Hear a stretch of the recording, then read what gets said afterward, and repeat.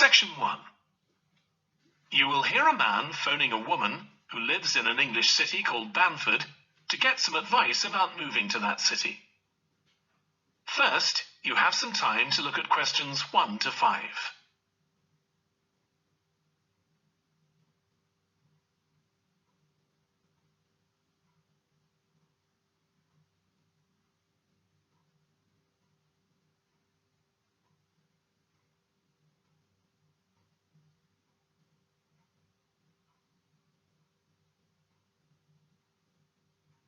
You will see that there is an example that has been done for you. On this occasion only, the conversation relating to this will be played first. Hello, Linda speaking. Oh, hi, Linda. This is Matt Brooks. Alex White gave me your number. He said you'd be able to give me some advice about moving to Bamford. Yes, Alex did mention you. How can I help?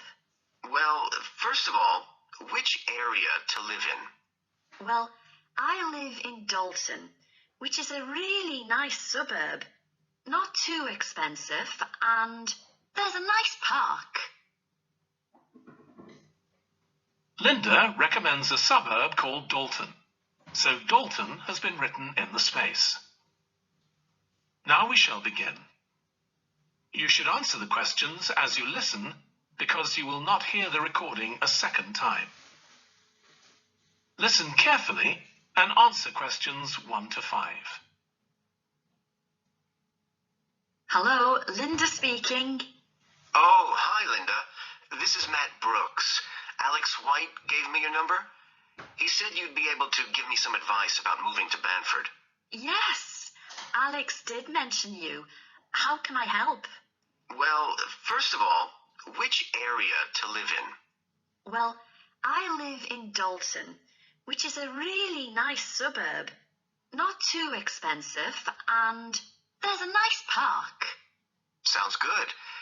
Do you know how much it would be to rent a 2-bedroom flat there? Yeah, you should be able to get something reasonable for £850 per month. That's what people typically pay. You certainly wouldn't want to pay more than £900. That doesn't include bills or anything.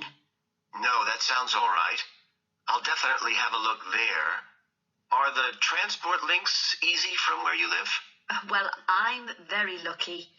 I work in the city centre, so I don't have to use public transport. I go by bike. Oh, I wish I could do that. Is it safe to cycle around the city? Yes, it's fine, and it keeps me fit. Anyway, driving to work in the city centre would be a nightmare because there's hardly any parking. And the traffic during the rush hour can be bad.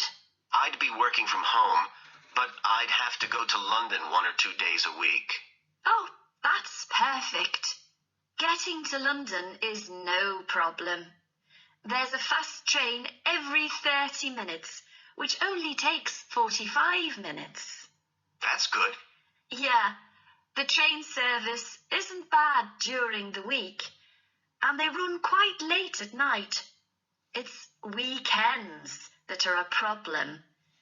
They're always doing engineering work, and you have to take a bus to Haddam and pick up the train there, which is really slow.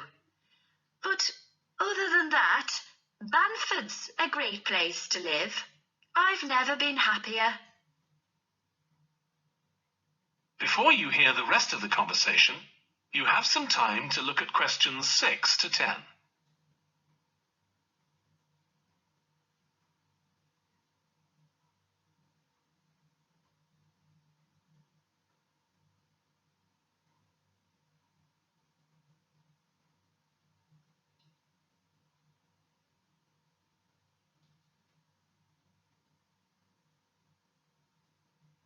Now listen and answer questions 6 to 10. There are some nice restaurants in the city centre and a brand new cinema, which has only been open a couple of months. There's a good art centre too, Sounds like Banford's got it all. Yes, we're really lucky. There are lots of really good aspects to living here. The schools are good, and the hospital here is one of the best in the country. Everyone I know who's been there's had a positive experience. Oh, I can give you the name of my dentist too, in Bridge Street, if you're interested. I've been going to him for years, and I've never had any problems. Oh, okay, thanks. I'll find his number and send it to you. Thanks. That would be really helpful. Are you planning to visit Banford soon? Yes, my wife and I are both coming next week. We want to make some appointments with estate agents. I could meet you if you like and show you around. Are you sure? We'd really appreciate that. Either Tuesday or Thursday is good for me, after 5:30. Thursday is preferable. Tuesday, I need to get home before 6 p.m. Okay, great. Let me know which train you're catching, and I'll meet you in the cafe outside. You can't miss it. It's opposite the station and next to the museum. Brilliant. I'll text you next week then. Thanks so much for all the advice. No problem. I'll see you next week. That is the end of section 1. You now have half a minute to check your answers.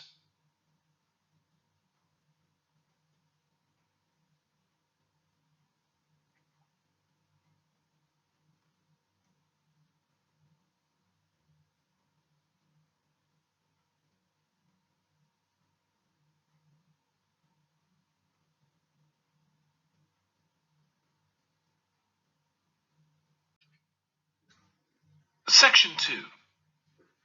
You will hear a fitness instructor talking on the radio about different ways of keeping fit. First, you have some time to look at questions 11 to 16.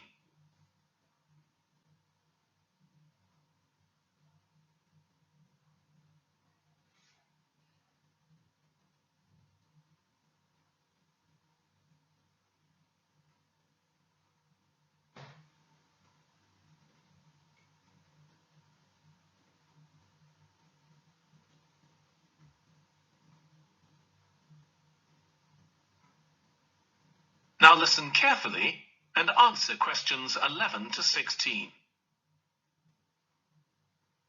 So, if you're one of those people who hasn't found the perfect physical activity yet, here are some things to think about which might help you make the right decision for you. The first question to ask yourself is whether you would enjoy training in a gym. Many people are put off by the idea of having to fit a visit to the gym into their busy day. You often have to go very early or late, as some gyms can get very crowded. But with regular training, you'll see a big difference in a relatively short space of time. Running has become incredibly popular in recent years. That's probably got a lot to do with the fact that it's a very accessible form of exercise. Anyone can run, even if you can only run a few meters to begin with. But make sure you get the right shoes.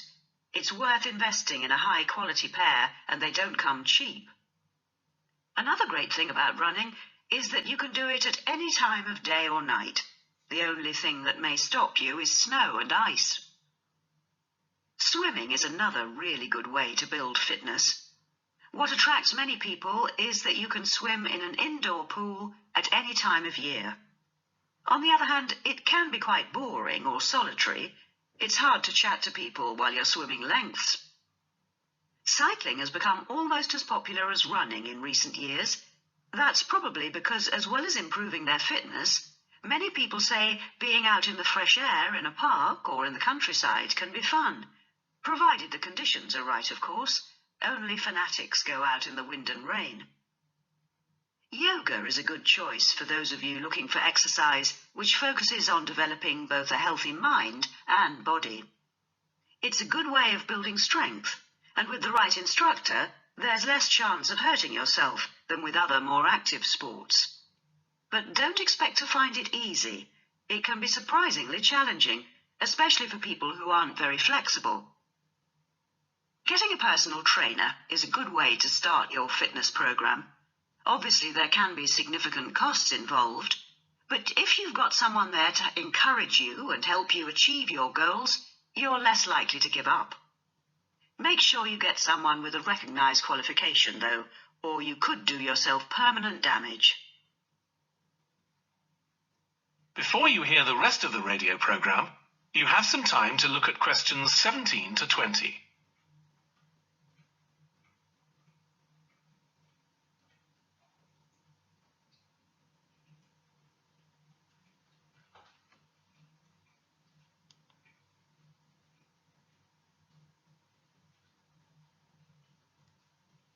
Now listen and answer questions 17 to 20. Whatever you do, don't join a gym unless you're sure you'll make good use of it.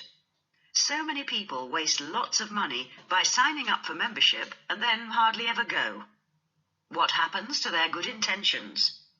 I don't think people suddenly stop caring about improving their fitness or decide they have more important things to do. I think people lose interest when they don't think they're making enough progress. That's when they give up hope and stop believing they'll ever achieve their goals. Also, what people sometimes don't realize when they start is that it takes a lot of determination and hard work to keep training week after week, and lots of people don't have that kind of commitment. One thing you can do to help yourself is to set manageable goals. Be realistic and don't push yourself too far. Some people advise writing goals down, but I think it's better to have a flexible approach. Give yourself a really nice treat every time you reach one of your goals. And don't get too upset if you experience setbacks. It's a journey. There are bound to be difficulties along the way. That is the end of section 2. You now have half a minute to check your answers.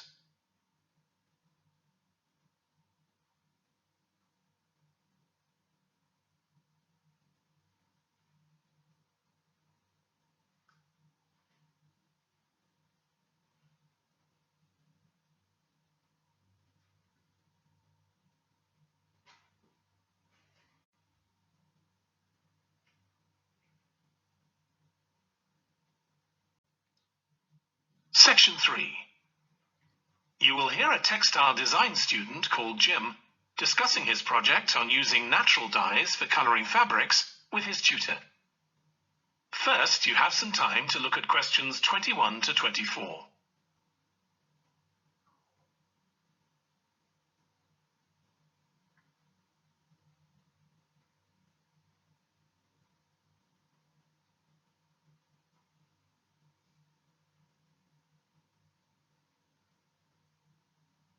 Now listen carefully and answer questions 21 to 24.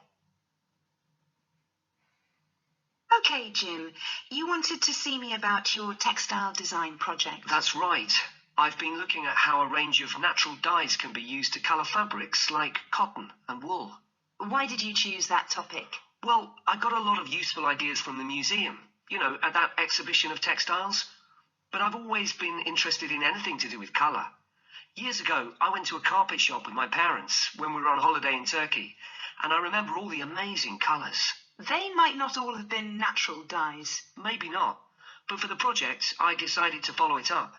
And I found a great book about a botanic garden in California that specialises in plants used for dyes. Okay, so in your project, you had to include a practical investigation. Yeah, at first I couldn't decide on my variables. I was going to just look at one type of fibre, for example, like cotton. And see how different types of dyes affected it? Yes. Then I decided to include others as well. So I looked at cotton and wool and nylon. With just one type of dye? Various types, including some that weren't natural, for comparison. Okay. So I did the experiments last week. I used some ready-made natural dyes. I found a website which supplied them. They came in just a few days, but I also made some of my own. That must have taken quite a bit of time. Yes. I thought it'd just be a matter of a teaspoon or so of dye, and actually that wasn't the case at all. Like, I was using one vegetable, a beetroot, for a red dye, and I had to chop up a whole pile of it. So it all took longer than I'd expected. One possibility is to use food colourings. I did use one. That was a yellow dye, an artificial one. Tartrazine? Yeah, I used it on cotton first. It came out a great colour. But when I rinsed the material, the colour just washed away. I'd been going to try it out on nylon, but I abandoned that idea. Were you worried about health issues? I thought if it's illegal food colouring, it must be safe. Well, it can occasionally cause allergic reactions, I believe. Before you hear the rest of the discussion, you have some time to look at questions 25 to 30.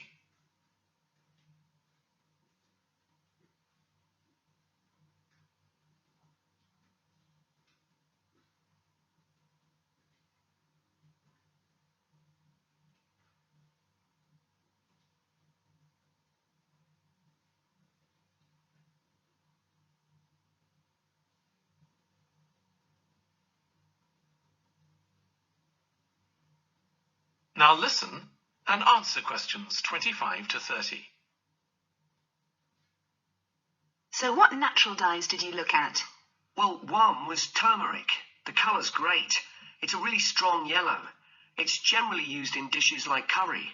It's meant to be quite good for your health when eaten, but you might find it's not permanent when it's used as a dye. A few washes and it's gone. Right. I used beetroot as a dye for wool.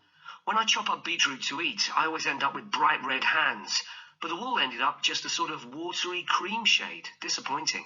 There's a natural dye called Tyrian purple. Have you heard of that? Yes. It comes from a shellfish, and it was worn in ancient times, but only by important people, as it was so rare. I didn't use it. It fell out of use centuries ago, though one researcher managed to get hold of some recently. But that shade of purple can be produced by chemical dyes nowadays. Did you use any black dyes? Logwood. That was quite complicated. I had to prepare the fabric so the dye would take. I hope you were careful to wear gloves. Yes, I know the danger with that dye. Good. It can be extremely dangerous if it's ingested. Now, presumably you had a look at an insect-based dye, like cochineal, for example. Yes, I didn't actually make that. I didn't have time to start crushing up insects to get the red colour. And anyway, they're not available here. But I managed to get the dye quite easily from a website. But it cost a fortune. I can see why it's generally just used in cooking and in small quantities. Yes, it's very effective, but that's precisely why it's not used as a dye. I also read about using metal oxide. Apparently you can allow iron to rust while it's in contact with the fabric, and that colours it. Yes, that works well for dyeing cotton. But you have to be careful as the metal can actually affect the fabric, and so you can't expect to get a lot of wear out of fabrics treated in this way. And the colours are quite subtle. Not everyone likes them. Anyway, it looks as if you've done a lot of work. That is the end of section 3. You now have half a minute to check your answers.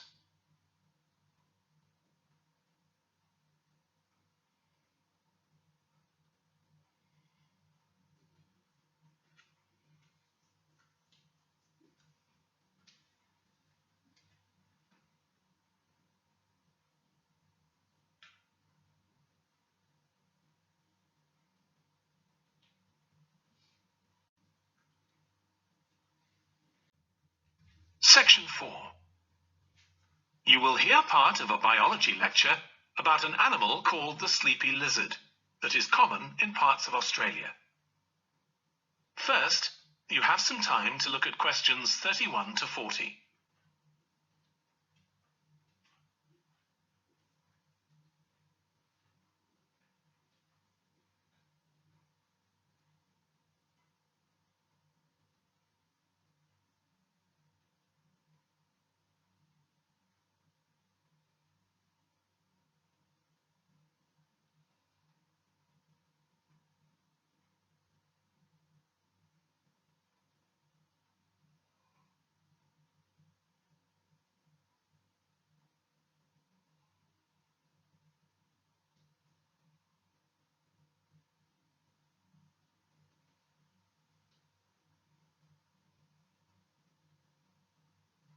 Now listen carefully and answer questions 31 to 40.